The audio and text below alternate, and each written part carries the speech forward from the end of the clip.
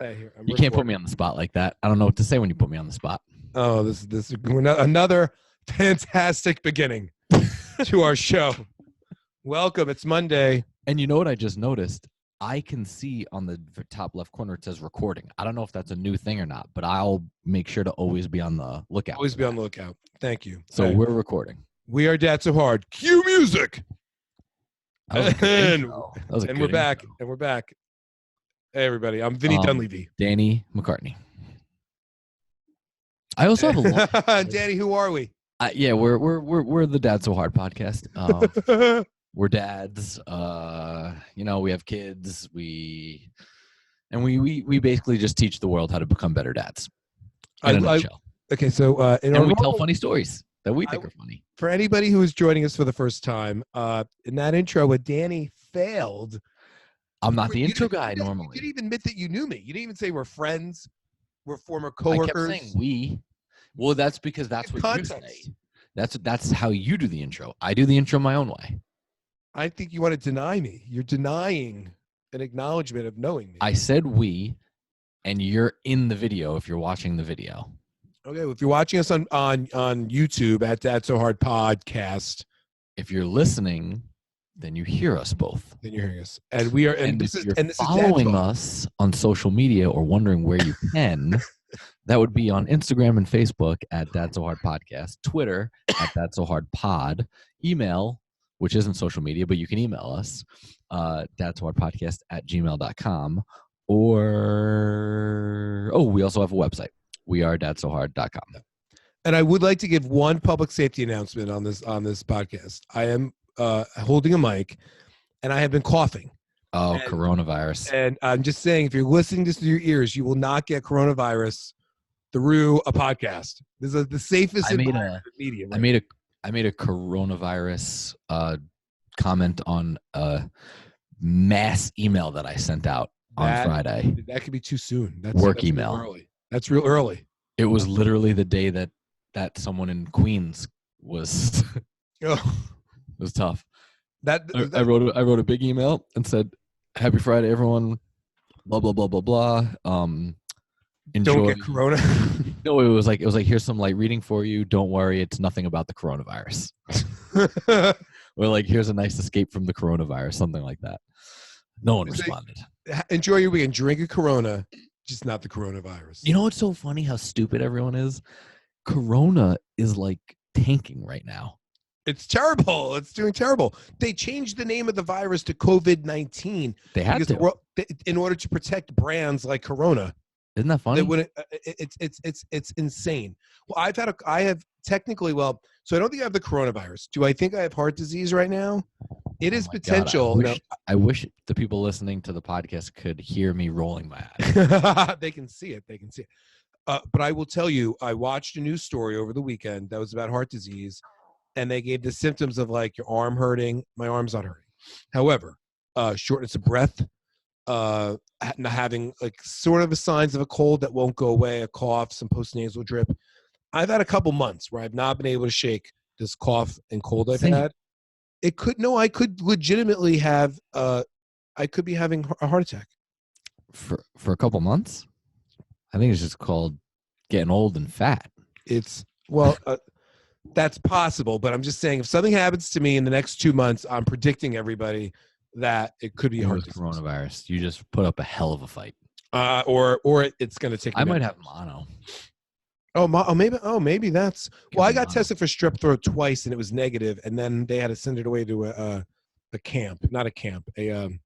lab. they sent it to the to a camp. Boys and Girls Club in America to check out. And then it came back positive, and then I got antibiotics.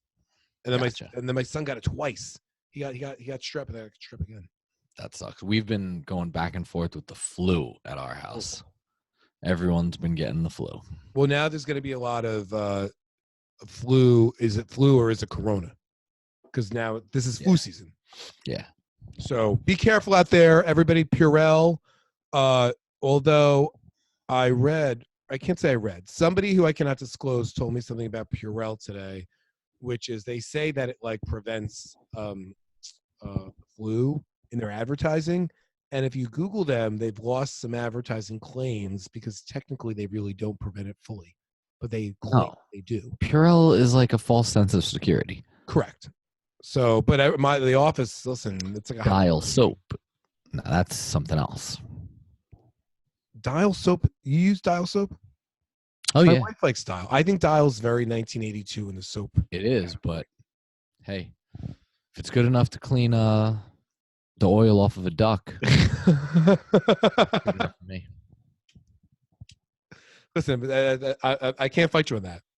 And they have a good. I don't remember their jingle. I don't think I've seen a Dial ad in a while. You don't have to.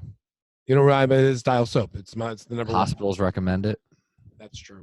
Good for me. Keeps you clean. So, listen, it is the first week of March. First week of March. Spring is in the air. I don't know if spring has sprung yet, but we're getting there. Well, listen, it's coming in with a bang with the coronavirus. So yeah, big news coming from the Dad So Hard camp. Yeah, we're big time now. Half of us, meaning Vinny, went to the Dad 2.0 summit that was held in Washington, D.C. this past weekend. And, you know, he made an impression. He learned a lot of things. And why don't you give us the elevator pitch on what it was like there? Listen, I met a lot of new friends, and to all of them listening, because I know every one of these guys, we're going to tag them all when we post this thing. But hello from us to you, and thank you guys. So we went to Danny. I want to congratulate you on actually saying the name of this summit correctly, because I kept calling it Dad 2 Summit. I kept calling the Dad 2 blogger conference. That's because the website is dad2.com. Like it, and I get it. You can't do Dad 2.0.com. Like you can't have two dots in it, but think of a different name when like you created. Correct. It was like Dad 2.0, and then I was like, you created the thing in 2015. You like websites are a thing. You know you have to create a website. Anyone that creates a company or an event needs to create said company or event with a website in mind. Correct. So even though we're criticizing them, we love them. Yes, we're gonna edit this part out. No, you guys were the best, but it was great. No, this guy Doug French, one of the founders and runners of it. It's amazing. They've been around for, I did not know this, about 9 to 10 years. Oh, I thought it was 5. No, 9 to 10. And one of the things that they're really focused on doing, which I thought was an interesting angle on this for all you guys out there, was or soon to be dads or wives or sisters or brothers or friends of men, is that they're there to market fatherhood to men. And in the one standpoint, you're like, why would somebody have to market fatherhood to men? That is a question that I thought of in the beginning of the day. Was like, that's weird. And then you hear these stories of a lot of men out there who grew up with no fathers, or fathers that were not around, or fathers or dads who were terrible fathers.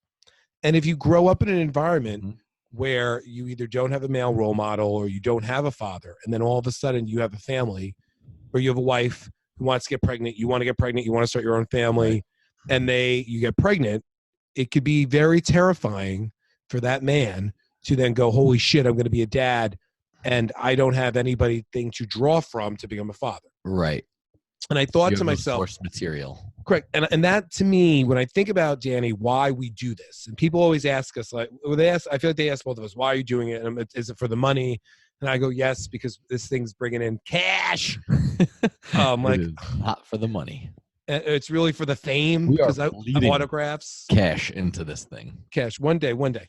Do we do it for the autographs? When people stop me and they want a picture with me? I have been practicing my autograph. Listen, that's another reason why we do it.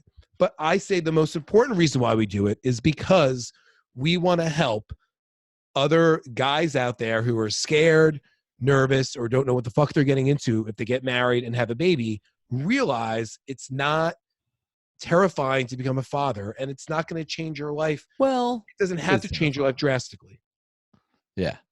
Yeah. Well said. Well said. Because in our world, I said to everybody, you know, we are about work hard, play hard, dad harder, and this idea that you don't have to give up. You can still do it. You can have it all. It's different. Now, it's not easy. It is difficult, as we both know. But that was sort of what the theme of the conference was. And one of the things that what I learned, Danny, that we are called is that we are dad influencers, and we share dad influence. So anybody listening, if you actually are part of our community and you take any of the advice that Danny and I put out there, and you listen to anything that we're saying, you're giving us influence over you, and that makes us, valuable. It's getting real deep. Real deep. So thank you. But I'm trying to, there were so many things. This fascinating guy, I said, at Ben Kilroy, he spoke. There was bloggers. These guys were writers. And one guy wrote about legacy and this idea that like legacy matters. Do you ever think about this with your kids? I don't know what that means. Like, oh, like my legacy? Correct. Like the way you are fathering, it will be potentially replicated by your sons and if you have sons and your kids. And no, I haven't really thought about that. Yeah. This is actually not, this guy wasn't a blogger. This is he was one of the advertisers from responsibility.org. Sounds like a Planned Parenthood thing.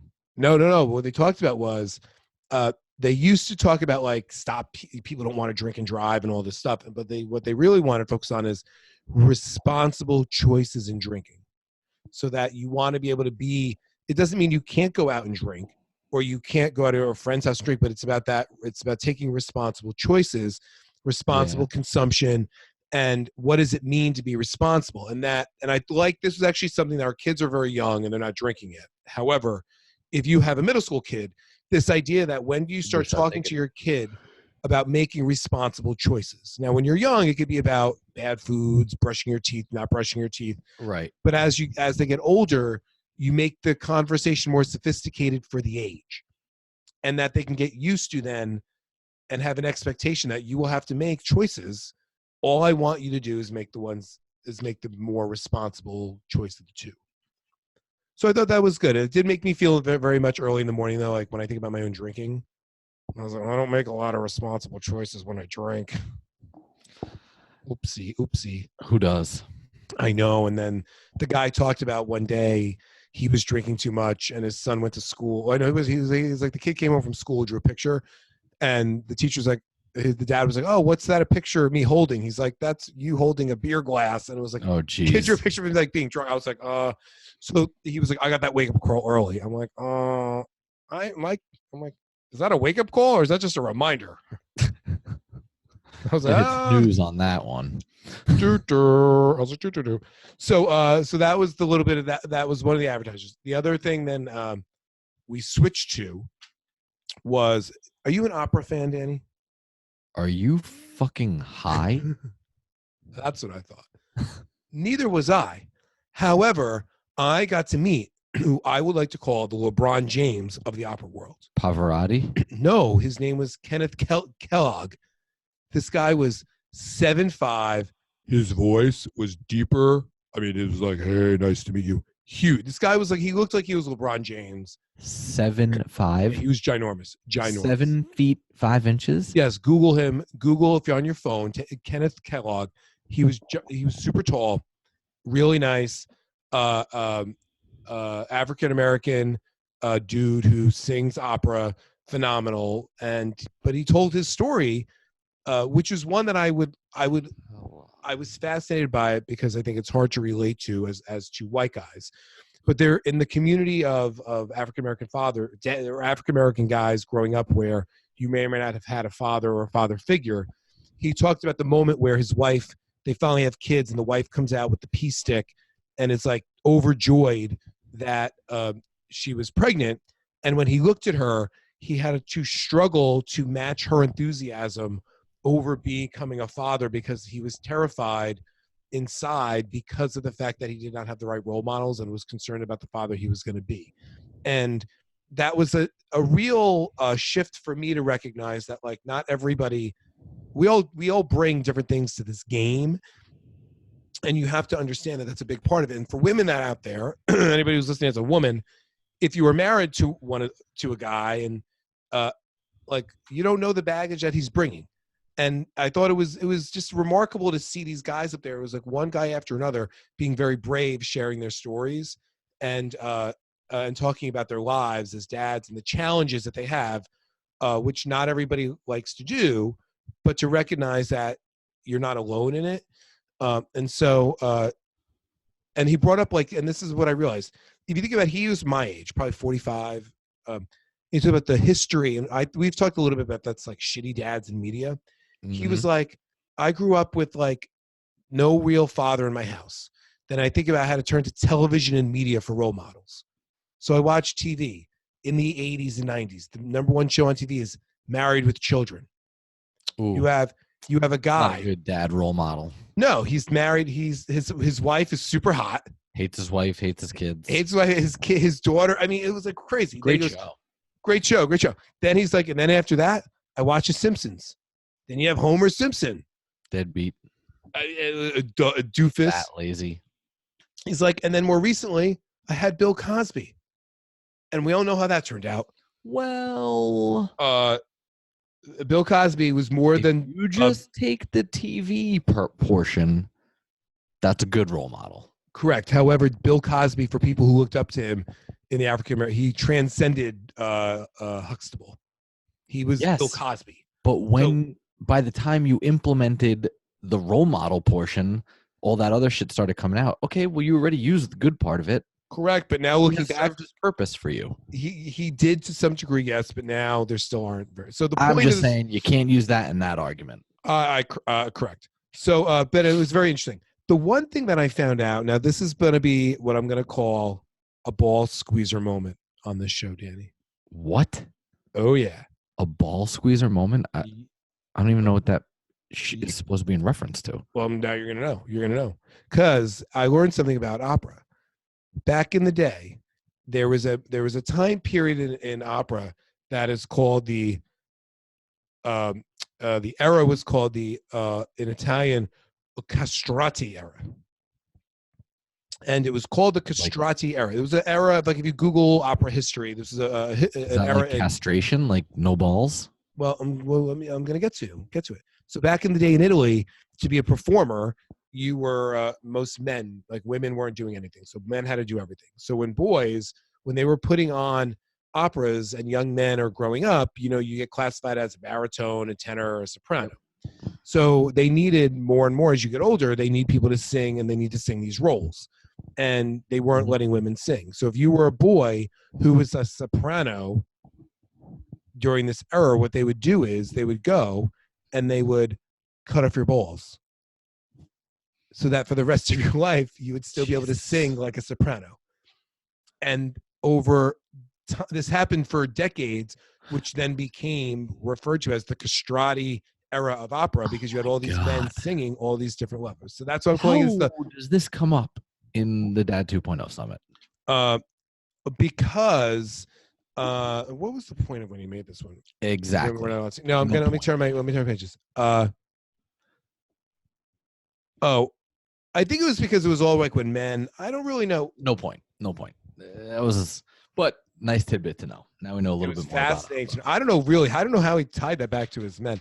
Maybe it was about family. Eventually, what we got to was something that I was talking. What I believe was a big part of it was making choice, so that a lot of this was. Maybe it was because of the word choice, so that these guys didn't have to choose.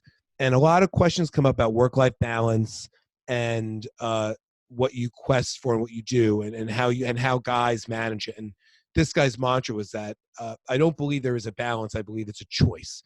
So you choose the life you want to live. And he decided to choose only to take jobs that made sense for his family. So instead of taking a job and then going back to his family, he made his family the priority. And so it was always how does this job fit into the life? So he sort of looked at, and this came up with a couple of the speakers there where they were talking about, you look at the lifestyle you want for your family and you go, does this job help me with that lifestyle? Okay. And you make that the overriding decision. And so a lot of it, where there was a lot of discussion around, you choose to be the model of father you want to be. You choose the balance you want in your life. We talk about that. It's a lot of work-life balance. I think we've talked about on the show. You want to work 30 hours a week and never see your kids, or 300 hours a week and never see your kids. I was going to say 30 hours a week sounds pretty sweet. But if you remember that guy, not Mark Zuckerberg, who there was that other guy who wrote an article. The Evernote guy. The Evernote guy. He saw his kids 5 hours a week, maybe. Yeah. That was his choice. Yeah. And he was preaching that he was a great dad, great Correct. work-life balance. Correct. So part of Ken's speech was all you have to do is make the choice and everything is possible. Were you taking notes? Yeah, I took a lot of notes. Danny, I knew we were going to. This wasn't like time off of work. No, I mean, I was like committed. It was dropping knowledge. What I also loved about this thing was the diversity. So I walked in not knowing what the diversity of people in this crowd and the community. If you are into this podcast or you're looking for other voices because you're just tired of me and Danny, there's a lot of shit out there to listen to. But also don't stop listening to us. But I mean, continue to listen to us, but find other people. But a lot of like really diverse. We're talking all ages, old and young, all races were represented. Really, I was very, very impressed that it wasn't just a group of white guys, which I thought just spoke to fatherhood as a movement in this country. There's so many different aspects to it. And it was like, I was proud to see like, wow, like everybody talks about the lack of diversity in this country. And I was like, not here at Dad 2.0. So we're doing good things. There was a lot of talk. Interesting. About not role models. Oh, this was there was one challenge. What was one thing about? It's like, why? Oh, there was talk about like, when you have to talk to your kids about adjusting themselves to the rest of the world, and this is something that a lot of African-American dads have to deal with when you have a son and there's a thing in the community where they talk about having the talk when you raise a son, because you got to talk about like how the world is going to perceive you and the terrible things about like what you got to do to basically make them feel like they need to adjust their personalities because the world is going to look at them differently. And that part of the conversation should be, why convince somebody to be less than who they are when what we should be doing is focusing on changing the world and not changing ourselves, right? So I agree with that. Which I thought was a big, bold statement to make. Yeah. And something that like it made me have more sympathy and empathy for African-American fathers that are out there because of the way that they are seen in the world and how to deal with that. And I thought it was something that in our world, I mean, we don't have to deal with that. I mean, you may have to deal with your people thinking your kids are in the mob because you're from Staten Island. Although all the time. I mean, you're gonna have to really have to give it a talk with their last names, McCartney, the Irish Mafia of Staten Island. There were a couple Staten Islanders there as well. Really? Yeah, I don't remember who they are though. Come on, I didn't write that down. And then I learned about there's other meningitis. GSK was there. Please get your kids vaccinated. Ask your doctors about this. They kill a wonderful man. This guy Greg Williams was there. His son went to I think Texas A&M and died his sophomore year unexpectedly from like meningitis. It's just terrible. It's a terrible story. Yeah, I know a kid that had it, but he bounced back. Hospital, but he wound up living. He was fine. Correct. You got to get people that get vaccinated. Go to your doctors and make sure that they don't let you into college unless you have that vaccination. It changes now. The issue is state to state and school to school. And there's one. The issue is there's 5 vaccines for meningitis. Most of them legally require 4. There's the 5th one is not always required, and so some people forget to get it as the secondary boost, and then that fucks you up. Got it. Because they talk about the meningitis 5. Got it. So that was a big deal. And then part of it, Danny, and this is what I realized. This is when it really started to be like, wow, we are podcasters and we've made it. Because they talk about big responsibility in being an influencer is that we are talking about fatherhood outside of our own families, which means not only do we share the stories of how we parent, but there may be people out there saying, Vinny and Danny do it. I'm going to do it, which means we are actually affecting the future of America and the world. Oh, like people are taking our advice and stories and putting it to life. Correct. So like we are actually raising children that are not our own. A little scary if you think about it. Correct. And then they may have a legal responsibility to come and call you daddy, knock on your door. Or a legal responsibility to sue us. Well, if it goes wrong, or to ask us for money to college, or to help us have them fix their SAT scores because when we told them not to read to bed every night. Uh, uh, so there's a lot of different stuff going on. Then it's switched to a little more practical stuff. We think search engine optimization, which we're not going to get into. Which we're not getting into some of these things. Oh, I know this one. This is good for grocery store shopping. Shout out! I downloaded it. Have not used it yet. Have you heard of the Ibotta app? The what? Ibotta app. IBOTTA. IBOTTA. No. So if you're listening to this, tell your wives. Look it up. Tell your wives or download it on your phone. It is the best way to save money grocery shopping.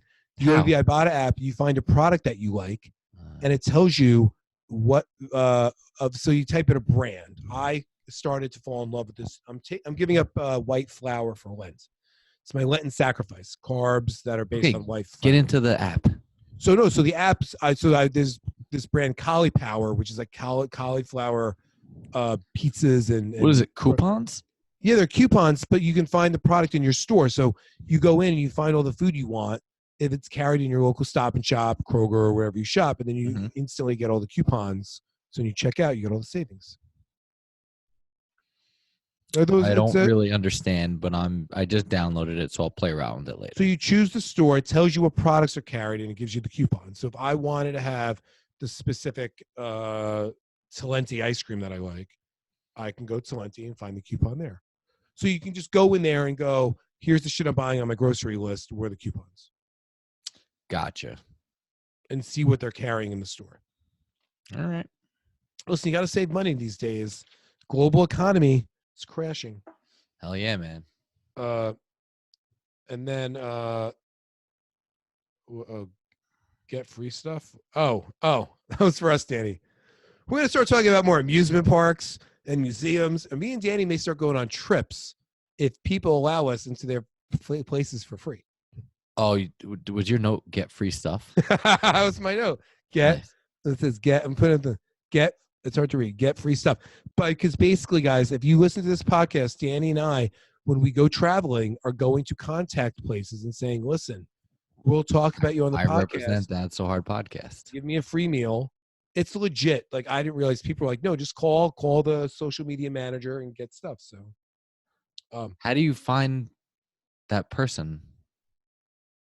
You go to AKA, how do I find the Disney World social media manager?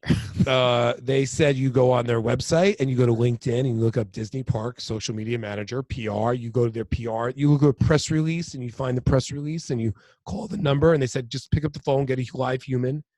And they said 9 out of 10 times people throw you something. I said, oh, I'll try it. And it's not even like I'm lying, like, because I was just about to say, well, shit, do they fact check you? Let them. We're a real podcast. You're just getting a free meal. Say you want a day pass. I want to just talk about an exhibit. You see what happens. What's the worst they can say? They'll never give a day pass. Is no. They not for. I would start. I would start like Sesame Place, Six Flags Great Adventure, more regional stuff. I'm gonna start with Disney World. And see what's that. Dream big. Hey, that's their motto. Manifest it. The one thing. So it was a great time. But I'm going to do one more public service announcement, and this is going to be. There's 2 ways to prevent a predator getting to your kid on social media. Jesus. The first way is do not allow your child on social media. Okay. That is going to be rule number 1. Sure. Rule number 1: no Instagram, no Snapchat, no Facebook. Now, even if you institute that rule, the problem is going to be in most junior high schools, they get electronic Chromebooks that have Google Sheets and Google all this. Well, what happens through these software systems? Anybody can hack in and start talking to your kid. And the big thing that these predators are out there is that they just get on, they act like they're their kids' friends, and then they trade for photos, and these crazy guys sell them on the dark web. It was disturbing. There's a video that I posted on our get to the dark web. So they did not.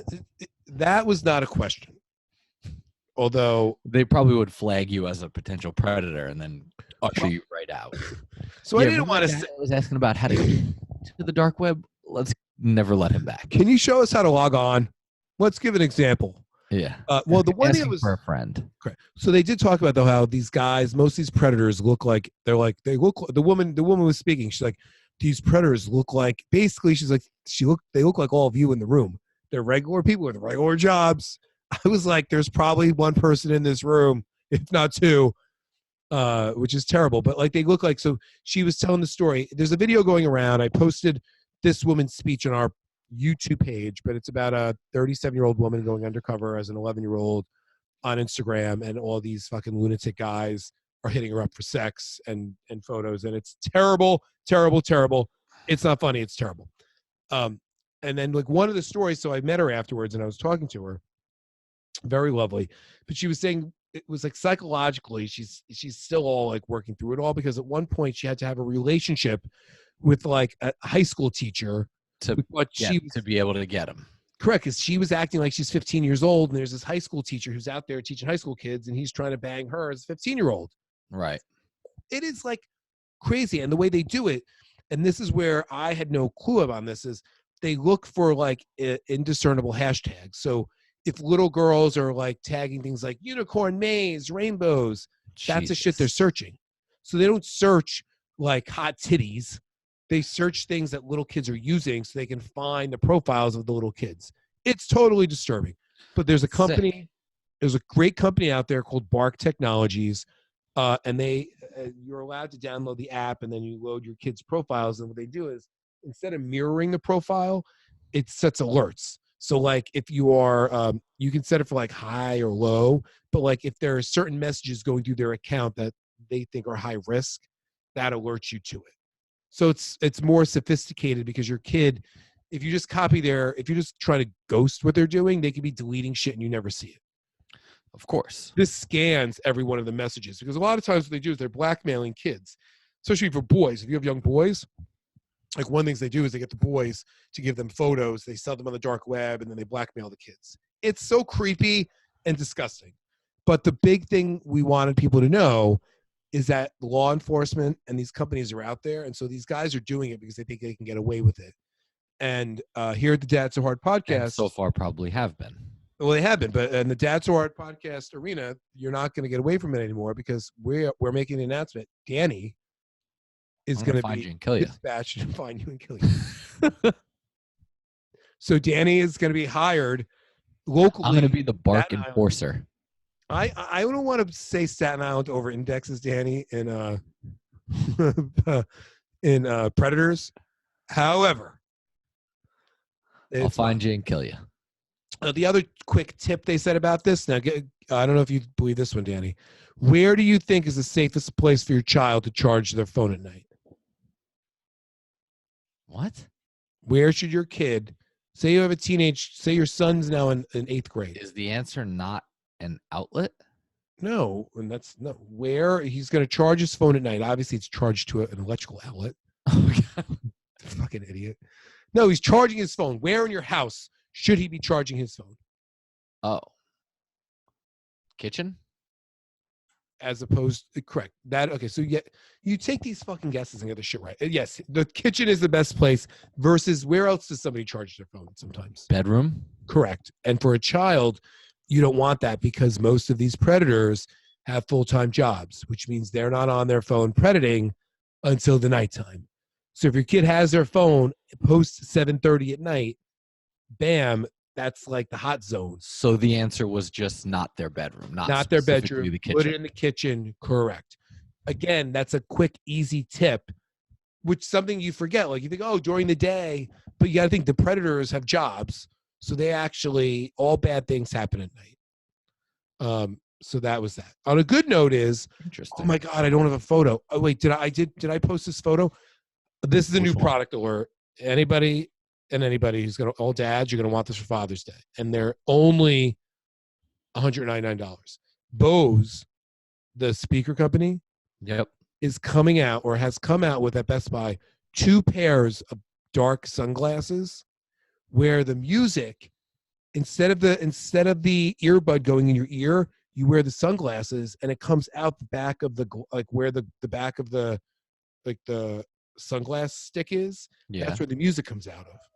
So you could wear wouldn't like anyone around you want to murder you? No, because even when it's really loud, it's the music is going towards the center of your head. You can't really hear it.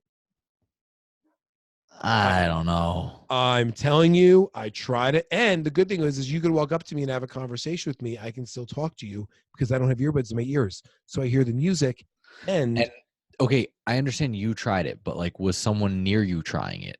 Because yes, that's the what I guy, want to know. they had 4 or 5 pairs that were out there and people put them on and you could not. All right. Listen. And it wasn't like, all right. No, they were cool. Maybe I'll buy you a pair for Father's Day. I'm not gonna say no to that. I mean, they were both. They were Bose. Bose is great quality. They were. I literally couldn't. The other thing, they had a big LG 77-inch TV. Does anybody? I would say, does anybody out there? Anybody listening? Just tweet me right now. If you play EA Sports football, do you play football games on the? No. So it went. I have a PlayStation 4. I have 0 games on it. Okay, so I don't know how much it was EA Madden. I think it was Madden, or it was EA NFL. EA game. owns it. Yeah, so it had to be Madden. I would assume, right? Is that the big football game everybody plays? Is it Madden? Is that the game? I'm asking you. There's 2 games. Yeah. Oh, so it was EA games. Yeah. So there's 77-inch TV was in the room. I go in. I was talking to somebody. I'm eating some candy, and I look to the right, and it's like Friday afternoon. And I'm like, why is there an NFL football game on? I was like, this is weird. And then I wasn't really paying attention. You sure they weren't watching the XFL? Well, then I said, my brain said, it's probably the XFL. I mean, what? Now I'm not thinking, although it was a Friday and I'm normally at work, it felt like a Saturday because I was at this conference. Yep. Lo and behold, I go back an hour later and I see 2 guys sitting on this couch playing a video game. There was not a football game on. They were playing the EA Sports football game, and it looked so real. I actually thought it was a real NFL, like Fox production of a football game. It was unbelievable. These graphics, I was like, but I didn't know how much it was the TV, which was like a $5,000. How much was like the game? And how much was the game? I do think it's a combination. Yeah. Because a 77-inch brand new TV, I mean, has it was a great image. But it was good. So Danny, that's my recap. I loved it. I'm yawning. I apologize for that late night yawn. Hey, all good. I was so, I mean, it sounds like you had a hell of a time. And while I was there, Danny, though, quickly, I saw a very remarkable birthday party over the weekend. I saw a birthday party that had matching T-shirts. Oh, nice. Do you know whose birthday party that was? No. Can you think about somebody that you know that recently had a birthday party where all the kids there were wearing the same T-shirt or sweatshirt? And didn't your son have a birthday party this weekend? No. We went to go see Jurassic World live. And there was a picture your wife posted, and all the 6 kids had the same shirt on. Oh yeah, because whenever they go to like things, they all wear the same things. Oh, I thought it wasn't a birthday party. No, it was her friends. It was her friends' kids. Okay. I thought, and it was very cute though. I was like, oh. And Cody refused to wear the sweater because he doesn't like hoods. No, Brady wore it though. Yeah, Brady did. It was cute. Did you like that show? I thought it was horrible. Okay. It was awful. They basically tried to make it like a live action movie. They had a romance like subplot. Ugh. It was awful. Like I was expecting to see action dinosaurs jump the whole time. Nope. Oh, Shane keeps saying I want to go see dinosaurs. No. And I would say 20% action and dinosaurs, 80% dialogue and romance. Okay, awful. That's a big thumbs down. Mary Jane's thumbs down for Jurassic World. Yeah, and I had high hopes, but what are you gonna do? That's one live show I'm going to be skipping. Skip it. Skip it and miss it. All right. Anything else, Danny, that you want to talk about this week? No. Well, I think we're kind of running long. Oh, are we? I think we're at like 40 minutes. We also talked for a while before we started. No, I looked at it when we started recording. Oh, okay. Well, listen, everybody.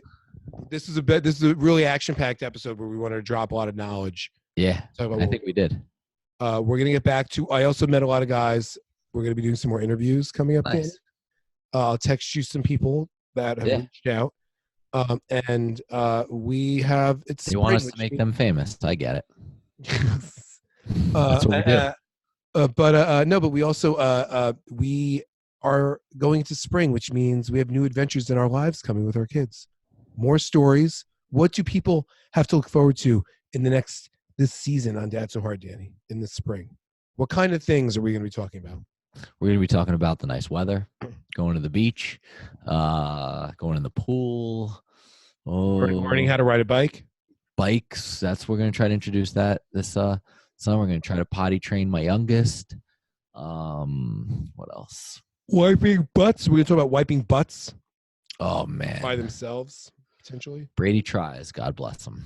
But oh, I'm still doing it. Shane, he likes to bend over and a lot of buttholes in this house.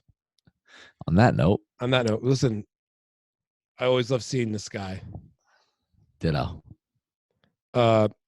Tune in next week. We'll be back, everybody. Peace. Thanks for listening. Thanks. Leave a review.